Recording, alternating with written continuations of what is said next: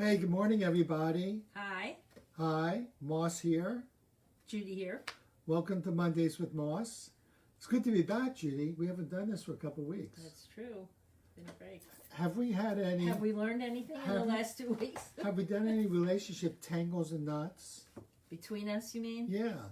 I don't know. I'll have to give that a little bit of thought. Yeah.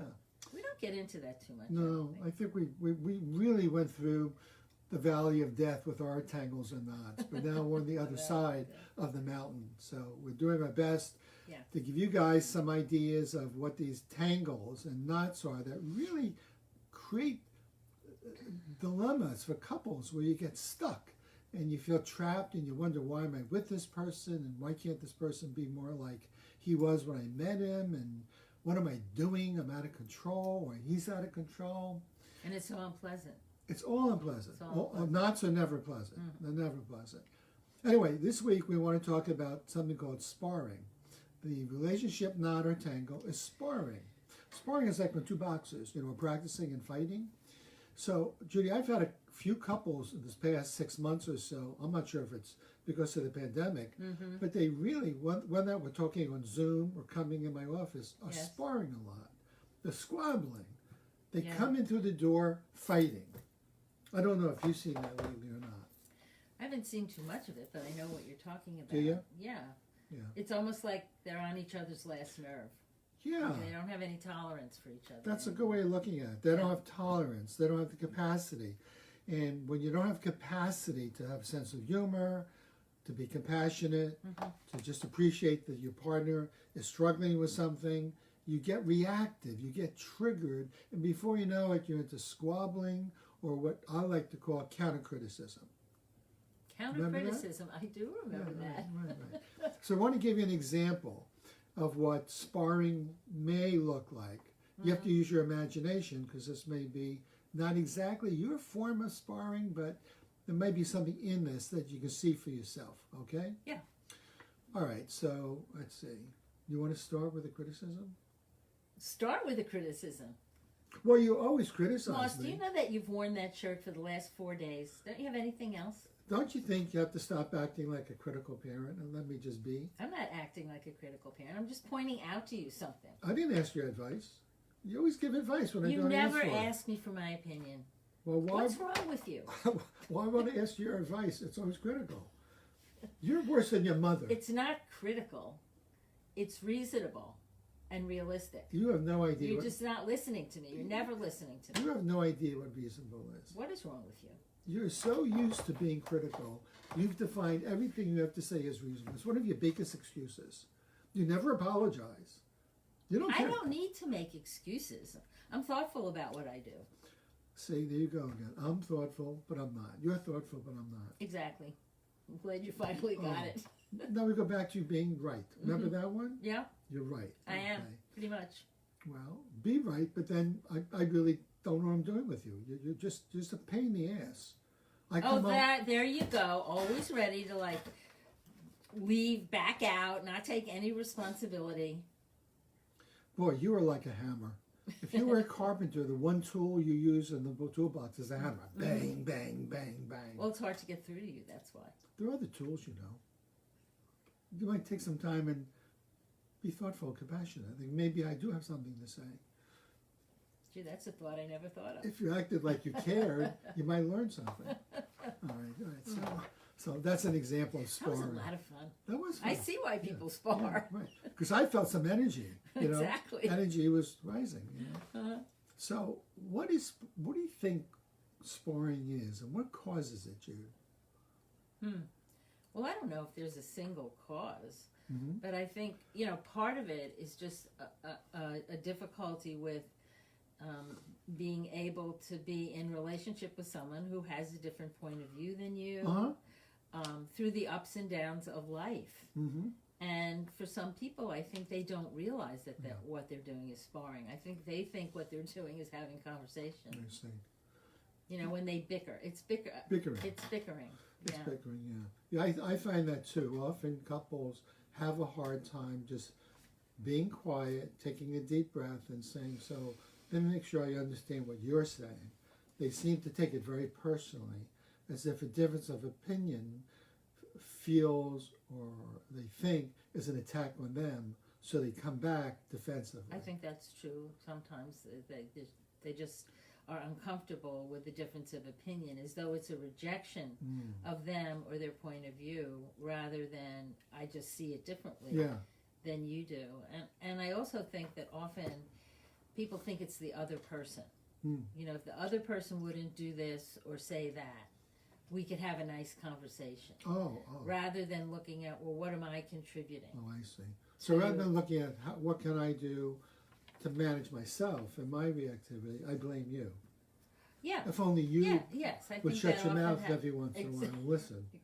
How nasty. Things would be okay, right? Yeah, exactly. Exactly, yeah. That's true. So it's a sort of a disowning of responsibility for your part of whatever's going on between you and the other person. It's a real tangle. It's a real knot. You know, because once you're caught up in it, I mean, as I was doing it, I mean, you and I were getting along fine right before this little video. I think we still are we? We're fine. Okay. But I could feel the energy. Oh, yeah. So could I. What did I say after? I said, oh, that was fun. Yeah. Or something. But I think it was only fun because I wasn't taking what you were saying to me about me I see. really seriously. It wasn't personal. Right. So I didn't take it personally, but I think in most cases we do take it personally. And then it's not fun at all. That's a big one. It's taking it personally. It's very hurtful. Yeah. And also it feels like when someone else is critical, that person's trying to dominate. Like I felt when you were being critical, I said, oh my God, who are you to tell me? And it felt like you're trying to dominate me. So I had to retaliate and get my ground and defend my territory, because I don't want you coming in and telling me who I am, what I feel, what I should think. Right. I can understand why I felt dominating, because I think it is an effort at controlling something when you're bickering with someone, even if it's to disagree. Right. Then I want my idea to be the idea. I see. And I want your idea off the table. I see. You know, either because it makes me uncomfortable, or I have some reason for thinking it's not a good idea, or it's hurtful. There's something in that. Yeah, it kind of reminds me of two cars coming at each other. One car's going this way, the other car's coming this way, and they meet at an intersection.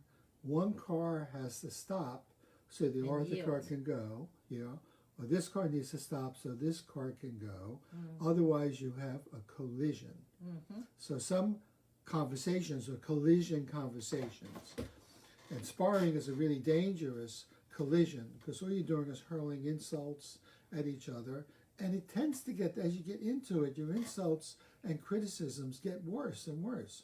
It's like hitting the person with the kitchen sink. They go back in time.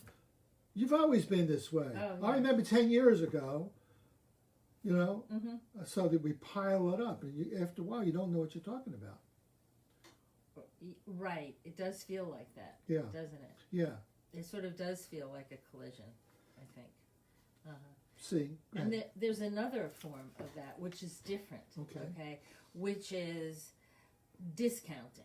Oh, discounting. So in what we were doing, we were both sort of fighting to have the stage, fighting to be right, fighting for our idea to supersede your idea, that kind of thing. Yep. Okay. But in discounting, what the person does is they disown or make little of some compliment the other person has given them.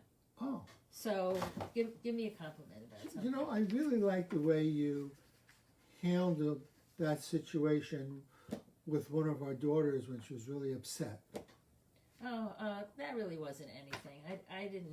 I really didn't do anything. I mean, she turned out to be okay about it, but it really wasn't me.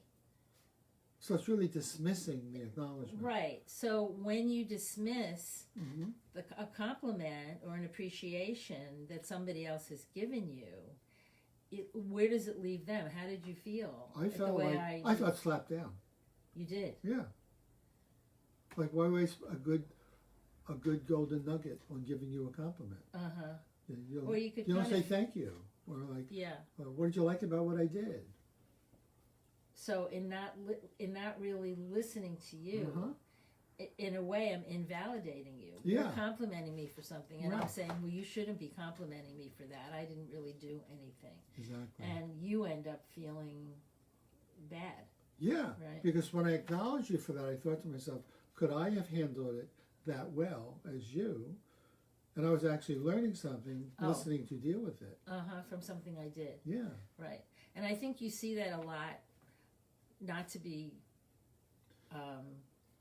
sexist, but I think women do that a lot, because I think women have learned not to claim their territory. And part of our territory is when we do something that makes a difference To acknowledge it. for somebody, to allow others to let us know that and to take that in. It's sometimes very hard for people to actually take in a compliment, and they feel very uncomfortable, don't know what to do with it, and so they push it back.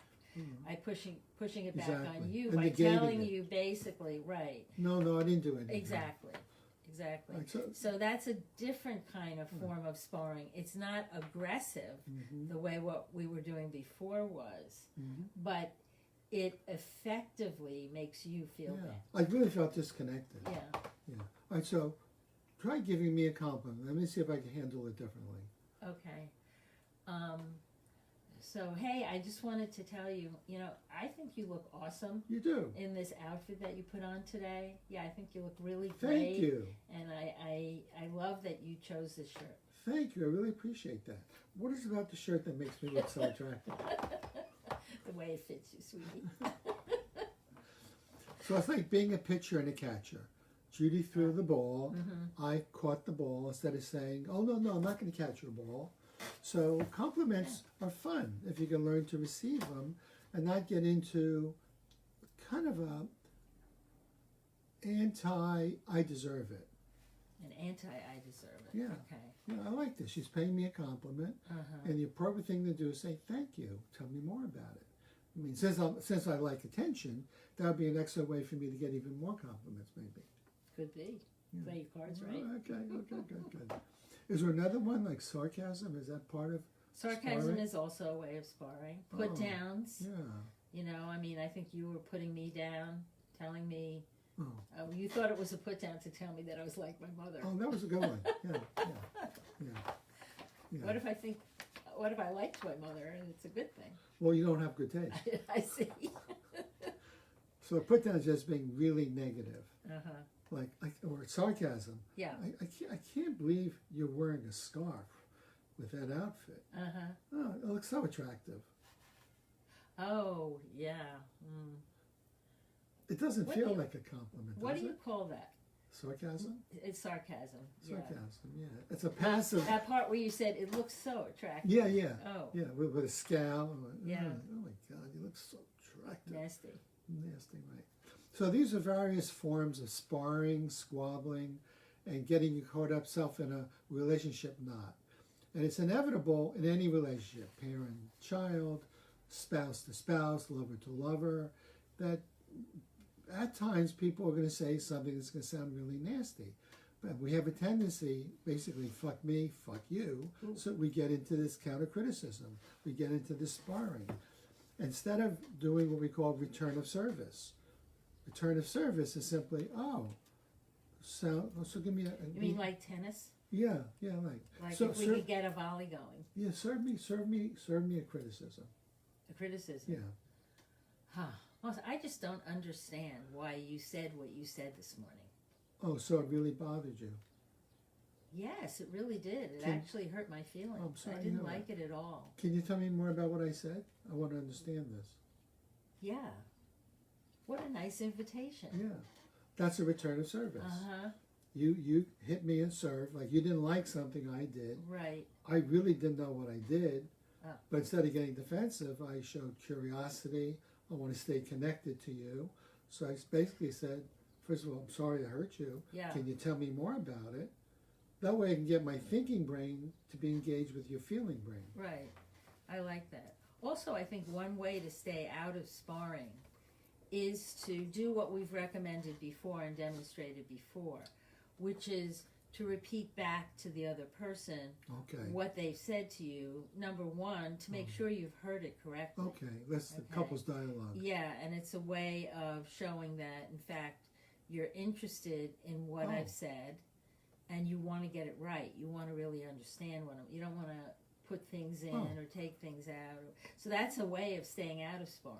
Okay, let's demonstrate. It's clarifying. Let's do this, okay? Okay. All right, so a couple weeks ago, I want to run something by you, Judy. All right. Okay. Okay. A couple weeks ago, we were in New York. It was really great. We walked 8 miles, had a great time. But I noticed that you and Jenny and our grandson, Jess, were walking at least 20 feet ahead of me. And I felt like an outsider. Oh. Wow. So when the three of us were walking faster than you and we got way ahead of you, you felt like we were leaving you behind. Yeah. Like we weren't including you. Right, yeah. Yeah, that's true. So is there anything else you want to say about that? I guess also I was very curious about what you were saying, but I couldn't hear it. So besides not being physically able to stay up with you, I couldn't hear the conversation. So I kind of felt like the rear guard, but not part of royalty. Oh, wow. I can see why that must have felt horrible. Didn't feel horrible. Well, you said you felt left out. And left behind. Well, you were literally left behind. That's true. Then you kept looking and behind. Then you couldn't hear us, so you didn't know what we were talking about. Right. So the three of us were having a great time, and you were having your time by yourself. Yeah. Kind of like that. I'm really glad you told me that. I'm really glad because I didn't realize you had felt that way. Yeah, I'm really glad you could appreciate that. Yeah. So next time we go somewhere, I'll make sure to hang back with you. Ooh, that feels good. Does it? Thank you. Okay, good. So what do we do there? I had a complaint. I had an upset, but Judy didn't get triggered by the complaint, did you? No, but I felt bad. Yeah, I did. You had empathy. I had empathy. Right. So you were able to get to the core of what I was feeling, which was disappointed, left out, hurt, abandoned. And actually, as you responded back to me, I remember other times in my life as a kid when I had that feeling of being left out. So it was a very good little return of service. Oh. It helped. Good. I'm glad. Thank you. Thanks for getting that. Yeah, totally. Yeah. So all Judy really did was take the time to say, what I'm hearing you say is, I can see why you felt that way. It must have been hurtful. And she didn't take it as a criticism. She felt bad, which is empathic, it's compassion, and she acknowledged what I was saying. She kept the focus on me, not on her. If Judy were less secure and not focused on me, she could take it personally and get into sparring. Like, how would you spar in that one?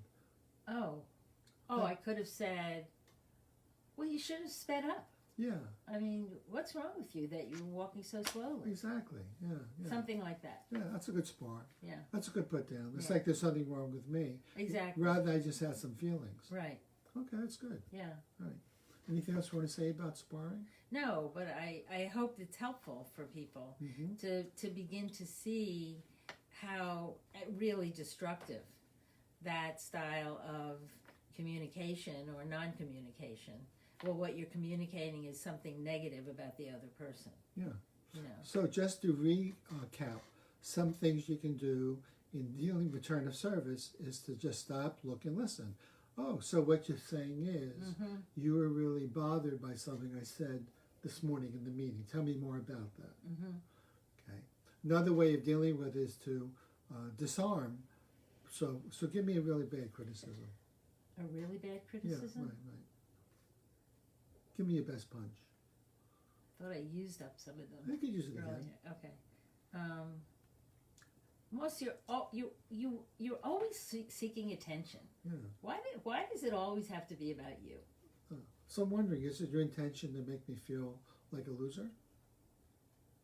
I'm feeling really bad now. You are? Why? I like getting attention, so I feel like you're putting me down. Is that your intention? Actually, it was. Oh! And sometimes it is. But at least now I know she's not my ally. She's my foe, okay? So hope you guys enjoyed today's video presentation, Mondays with Moss, Relationship Tangles and Knots. Yep. And next week we'll catch up with something else. Hope you have a great week. Have a great week. Stay out of tangles.